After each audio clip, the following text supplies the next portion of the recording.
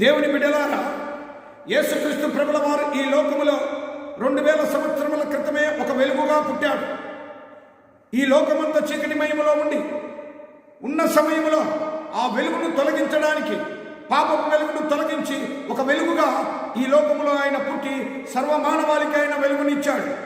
అయితే ఈ లోకంలో 2000 సంవత్సరాల క్రితం నుండి యేసుక్రీస్తు వెలుగుతూనే ఉన్నది. కానీ మరి అనేకులలో ఆ వెలుగు వెలుగుచున్నదా? ఆ వెలుగును వెలిగించుకుంటున్నారా?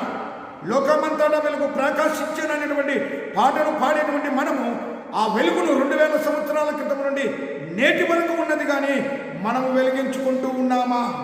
అనేకులను వెలిగిస్తూ ఉంటున్నామా? వాక్యం సెలవిస్తుంది, ఆయనలో జీవం ఉండెను, ఆ జీవం మనుషులకు వెలుగై ఉండెను, ఆ వెలుగు ప్రతి వారిలో మరి ప్రవేశించున్నది, కానీ చీకటి దాన్ని గ్రహింపకుండెను.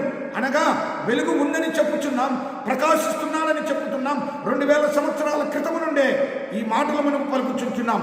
అయితే మనలో ఉన్న చీకటిని తొలగింపచేసుకొని యేసుక్రీస్తు వెలుగును మనలో ఉదయింపజేసుకొని ఆ వెలుగుతో మనమందరం వెలుగుచు అనేకులను వెలిగించుటకు దేవుడు సహాయం చేయునుగాక.